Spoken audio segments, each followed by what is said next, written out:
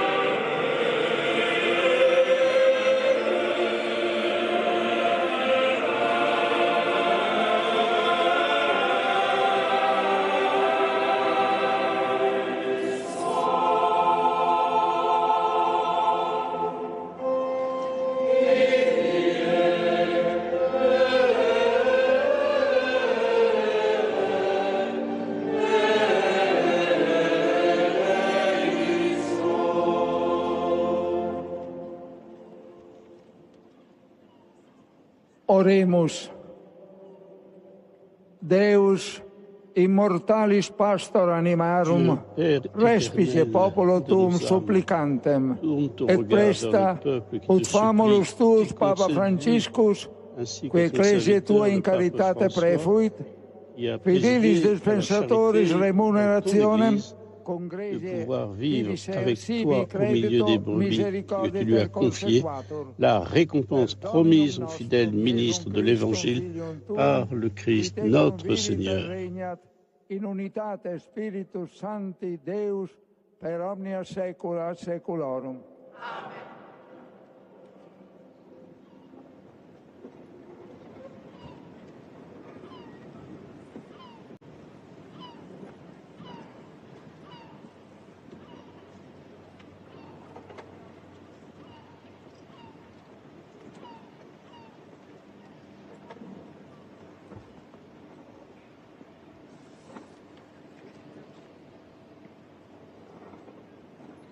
A reading from the Acts of the Apostles. In those days, lecture du livre des Actes des Apôtres.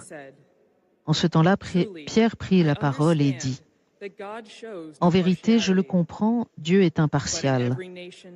Il accueille, quelle que soit la nation, celui qui le craint et dont les œuvres sont justes. Telle est la parole qu'il a envoyée aux fils d'Israël en leur annonçant la bonne nouvelle de la paix par Jésus-Christ, lui qui est le Seigneur de tous. Vous savez ce qui s'est passé à travers tout le pays des Juifs depuis les commencements en Galilée après le baptême proclamé par Jean. Jésus de Nazareth, Dieu lui a donné l'onction d'Esprit Saint et de puissance. Là où il passait, il faisait le bien et guérissait tous ceux qui étaient sous le pouvoir du diable, car Dieu était avec lui. Et nous sommes témoins de tout ce qu'il a fait dans le pays des Juifs et à Jérusalem. Celui qu'ils ont supprimé en le suspendant au bois du supplice, Dieu l'a ressuscité le troisième jour. Il lui a donné de se manifester non pas à tout le peuple, mais à des témoins que Dieu avait choisis d'avance, à nous qui avons mangé et bu avec lui après sa résurrection d'entre les morts. Dieu nous a chargés d'annoncer au peuple et de témoigner que lui-même l'a établi, juge des vivants et des morts. C'est à Jésus que tous les prophètes rendent ce témoignage. Quiconque croit en lui reçoit par son nom le pardon des péchés.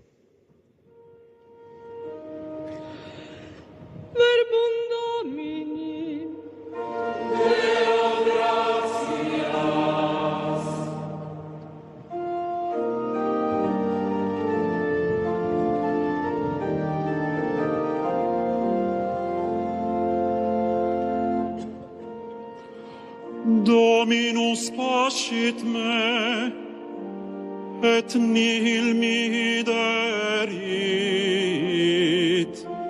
Illo nobis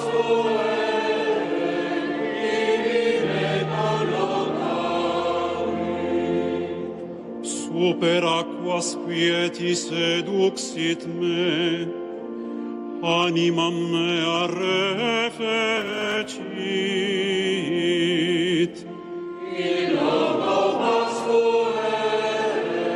ibi me collocamit. Deduxit me super semitas justitiae, propter nomen suum. Le Seigneur est mon berger, rien ne saurait me manquer. On chante le psaume 22. Nam et siambulavero in valle umbre mortis non timebo mala, quoniam tu mecum es. Illo nobis ibi me collocamit. Virga tua et baculus tuus, ipsa me consolata sunt. Illo nobis ibi me collocamit. Parasti in conspectum eo mensam, adversus eus qui tribulant me. Illo nobis ibi me collocamit.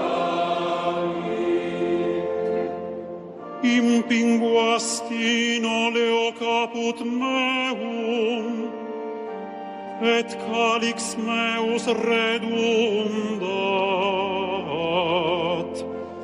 Illo nobis ibi me collocamit. Et enim benignitas et misericordia subsequentur me, omnibus diebus vitae me. Illo nobis ibi me collocamit. Et inhabitabo in domo Domini, in longitudinem dierum. Illo nobis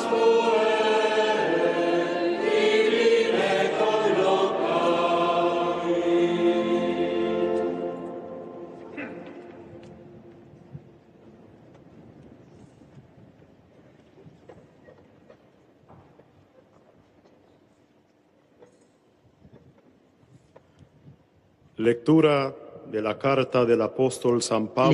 de la lettre de Saint Paul, apôtre aux Philippiens. Pères, nous avons notre citoyenneté dans les cieux, d'où nous attendons comme Sauveur le Seigneur Jésus-Christ. Lui qui transformera nos pauvres corps à l'image de son corps glorieux, avec la puissance active qui le rend même capable de tout mettre sous son pouvoir. Ainsi, mes frères bien-aimés, pour qui j'ai tant d'affection, vous, ma joie et ma couronne, tenez bon dans le Seigneur, mes bien-aimés. Verbum Domini.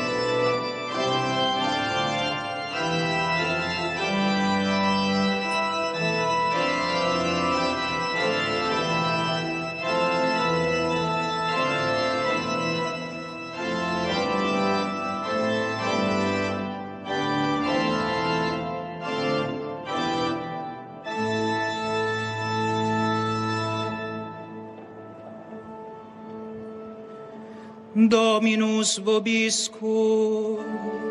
Et cum spiritu tuo.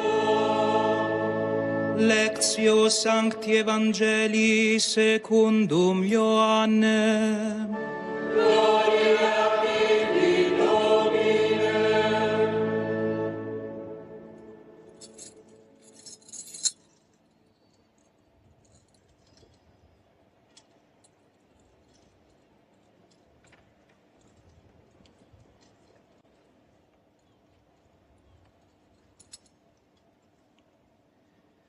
Cum manifestasset se Iesus discipulis suis, Du Saint et Évangile selon Saint brandissem Jean. cum eis, Jésus s'est à ses disciples en disant, dites à Simon-Pierre, Simon, fils de Jean, m'aimes-tu vraiment plus que ceci? Il lui répond, oui Seigneur, toi tu le sais, je t'aime. Jésus lui dit, sois le berger de mes agneaux. Il lui dit une seconde fois, Simon, fils de Jean, m'aimes-tu vraiment? Il lui répond, oui Seigneur, toi tu le sais, je t'aime. Jésus lui dit, sois le pasteur de mes brebis. Il lui dit pour la troisième fois, Simon, fils de Jean, m'aimes-tu? Pierre fut peiné parce que la troisième fois, Jésus lui demandait, m'aimes-tu? Il lui répond, Seigneur, toi, tu sais tout. Tu sais bien que je t'aime. Jésus lui dit, sois le berger de mes brebis. Amen, amen, je te le dis, quand tu étais jeune, tu mettais ta ceinture toi-même pour aller là où tu voulais. Quand tu seras vieux, tu étendras les mains, et c'est un autre qui te mettra ta ceinture pour t'emmener là où tu ne voudrais pas aller. Jésus disait cela pour signifier par quel genre de mort Pierre rendrait gloire à Dieu. Sur ces mots, il lui dit, « Suis-moi ». Sequere me verbum Domini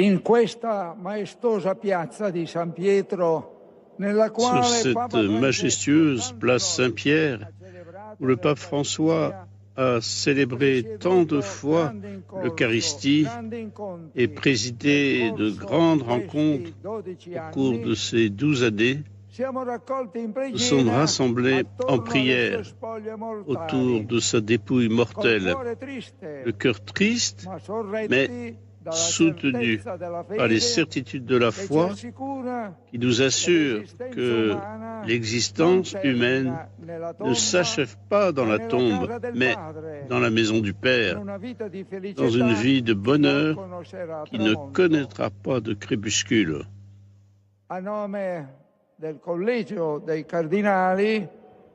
Au nom du Collège des cardinaux, je remercie cordialement chacun d'entre vous pour votre présence. Avec une profonde émotion, j'adresse un salut respectueux et mes vifs remerciements aux chefs d'État, aux chefs de gouvernement et aux délégations officielles venues de nombreux pays pour exprimer leur affection, leur vénération et leur estime envers le pape qui nous a quittés. Le plébiscite des manifestations d'affection au moment de son passage sur la terre l'intenso pontificato di Papa Francesco abbia toccato le menti vraiment e i touché cuori. les cœurs et les esprits. La sua ultima Sa immagine dernière image che rimarrà nei qui nostri restera occhi e gravée nel dans nostro nos cuore yeux et è dans nos quella di cœurs domenica scorsa, est bien celle de solennità di dimanche Pasqua, dernier, jour de la solennité de Pâques, lorsque le pape François, malgré ses braves problèmes de santé, a voulu nous donner la bénédiction depuis le balcon de la basilique Saint-Pierre, puis est descendu, il a voulu descendre sur cette place pour saluer depuis la papamobile découverte toute la foule venue assister à la messe de Pâques. Par notre prière, nous voulons maintenant confier l'âme du bienheureux pontife à Dieu, afin qu'il lui accorde la félicité éternelle dans l'horizon lumineux et glorieux de son immense amour. La page de l'Évangile où résonne la voix même du Christ, interpellant le premier des apôtres, nous éclaire et nous guide. Pierre, m'aimes-tu plus que ceci? Et la réponse de Pierre fut immédiate et sincère. Seigneur, tu sais tout. Tu sais que je t'aime. Et Jésus lui confia la grande mission, paix mes brebis. Ce sera là la tâche constante de Pierre et de ses successeurs, un service d'amour à la suite du Maître et Seigneur Jésus-Christ, qui n'est pas venu pour être servi, mais pour servir et donner sa vie en rançon pour la multitude. Malgré sa fragilité dernière et sa souffrance, le pape François a choisi de suivre cette voie du don jusqu'au dernier jour de sa vie terrestre. Il a suivi les traces de son Seigneur, le bon pasteur qui a aimé ses brebis jusqu'à donner sa vie pour elles. Et il l'a fait avec force et sérénité, proche de son troupeau, l'Église de Dieu. Lorsque le cardinal Bergoglio a été élu le 13 mars 2013 par le conclave pour succéder au pape Benoît XVI, il avait derrière lui des années de vie religieuse dans la compagnie de Jésus et surtout, il était enrichi par l'expérience des 21 années de ministère pastoral dans l'archidiocèse de Buenos Aires, d'abord comme auxiliaire, puis comme coadjuteur et enfin surtout comme archevêque. La décision de prendre le nom de François est immédiatement apparu comme le choix d'un programme et d'un style sur lequel il souhaitait fonder son pontificat en cherchant à s'inspirer de l'esprit de saint François d'Assise. Le pape François a conservé son tempérament et sa manière de guider son troupeau. Il a immédiatement imprimé sa forte personnalité dans la gouvernance de l'Église, en établissant un contact direct avec les individus et les populations, désireux d'être proche de tous,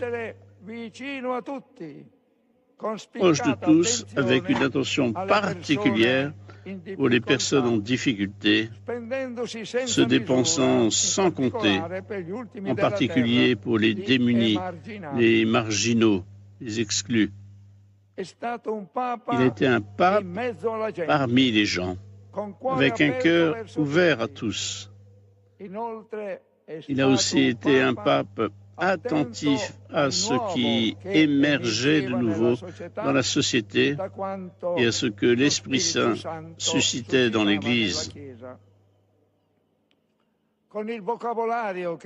Avec son vocabulaire caractéristique et son langage riche en images et en métaphores, il a toujours cherché à éclairer les problèmes de notre temps par la sagesse de l'Évangile, en offrant une réponse à la lumière de la foi et en encourageant à vivre en chrétien les défis et les contradictions de ces années de changement qu'il aimait qualifier de changement d'époque. Il avait une grande spontanéité et une manière informelle de s'adresser à chacun, même aux personnes éloignées de l'Église. Riche de chaleur humaine et profondément sensible au drame actuel, le pape François a véritablement partagé les angoisses, les souffrances et les espoirs de notre époque. Et il s'est dépensé pour réconforter et encourager chacun par un message capable de toucher le cœur des gens de manière directe et immédiate. Son charisme de l'accueil, de l'écoute, uni à une manière d'être en phase avec la sensibilité d'aujourd'hui, a touché les cœurs, cherchant à réveiller les énergies morales et spirituelles. Le primat de l'évangélisation a été le guide de son pontificat, diffusant avec une empreinte missionnaire évidente la joie de l'Évangile qui a été le titre de sa première exhortation apostolique, Evangelii Gaudium. Une joie qui remplit de confiance et d'espérance le cœur de tous ceux qui se confient à Dieu. Le fil conducteur de sa mission a également été la conviction que l'Église est une maison pour tous, une maison dont les portes sont toujours ouvertes. Il a souvent utilisé l'image de l'Église comme un hôpital de campagne après une bataille qui a fait de nombreux blessés. Une Église désireuse de prendre en charge avec détermination les problèmes des personnes et les grandes souffrances qui déchirent le monde contemporain. Une Église capable de se pencher sur chaque homme au-delà de toute croyance ou condition pour soigner ses blessures. Les gestes et ses exhortations en faveur des réfugiés et des personnes déplacées sont innombrables. Son insistance à œuvrer en faveur des pauvres a également été constante. Il est significatif que le premier voyage du pape François ait été celui de Lampedusa, l'île symbole du drame de l'immigration, avec des milliers de personnes. Milliers de personnes noyées en mer. Dans la même ligne, il y a eu également le voyage à Lesbos avec le patriarche œcuménique et l'archevêque d'Athènes, ainsi que la célébration d'une messe à la frontière entre le Mexique et les États-Unis à l'occasion de son voyage au Mexique. Parmi ces 47 voyages apostoliques intenses, celui qu'il a effectué en Irak quello in Iraq en 2021, nel 2021, compiuto péril de sa vie sfidando ogni rischio in quel restera momento. particulièrement La gravé dans les difficile mémoires. visita Cette apostolica difficile visite è apostolique stata a un été un balsamo baume sulle ferite sur les aperte plaies della ouvertes du popolazione peuple irachena irakien che qui a tanto tant souffert aveva des sofferto actes per inhumains l'opera de Daesh. disumana dell'ISIS. È stato Ce questo voyage un viaggio était également importante important anche per il pour le dialogue interreligieux, Un'altra autre dimensione dimension rilevante importante questa de son della œuvre sua pastorale. opera pastorale. Con la visita Avec sa visite apostolica pastorale del en 2024 a en quattro 4 nazioni pays dell'Asia, d'Asie, Océanie, Oceania, le il pape Papa ha a atteint raggiunto la périphérie la plus périphérique du monde. più periferica del mondo.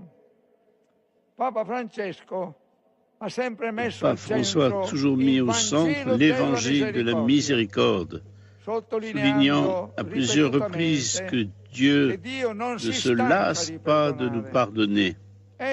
Il pardonne toujours, quelle que soit la situation de celui qui demande pardon et revient sur le droit chemin.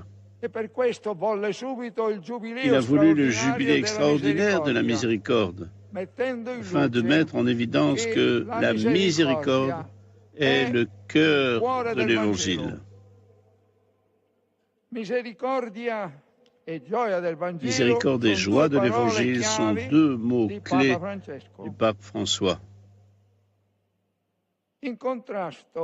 En opposition à ce qu'il a défini comme la culture du déchet, il a parlé de la culture de la rencontre et de la solidarité. Thème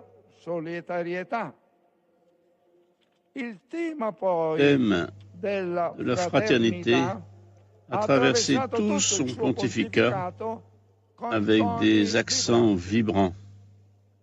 Dans sa lettre encyclique Fratelli Tutti, il a voulu faire renaître une aspiration mondiale à la fraternité, car nous sommes tous enfants du même Père qui est aux cieux.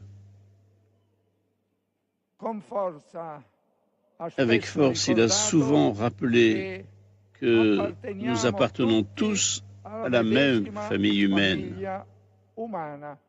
que personne ne se sauvera seul.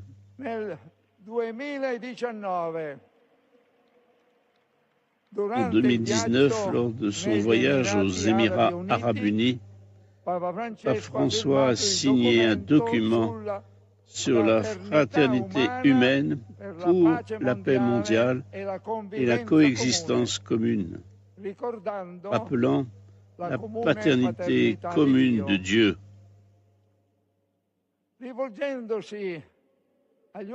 Adressant aux hommes et aux femmes du monde entier,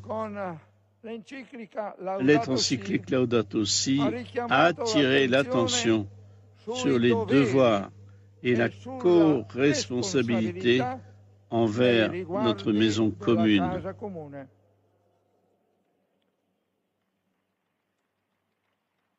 Face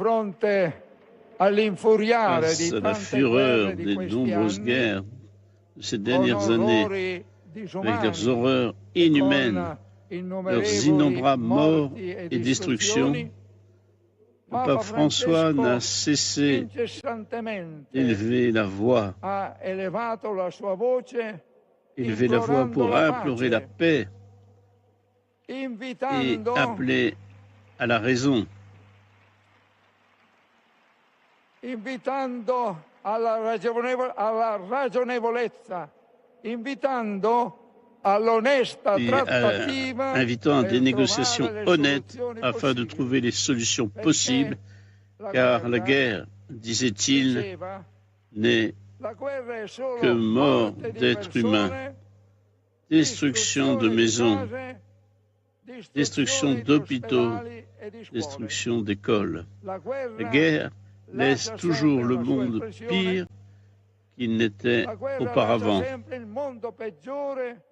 Elle est toujours une défaite douloureuse et tragique pour tous. Essa è per tutti sempre una dolorosa e tragica sconfitta. Costruire ponti e non muri. Construire des ponts et non des murs est une exhortation qu'il a répétée à plusieurs reprises. Et son service de foi en tant que successeur de l'apôtre Pierre a toujours été lié au service de l'homme dans toutes ses dimensions.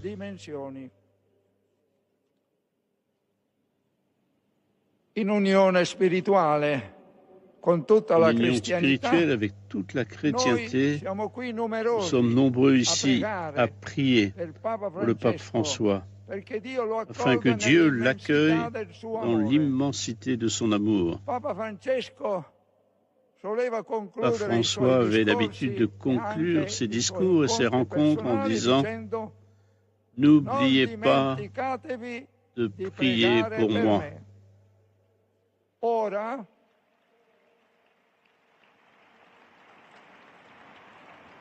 Ora, caro Papa Désormais, Francesco, cher Pape François, nous te demandons maintenant de prier pour nous.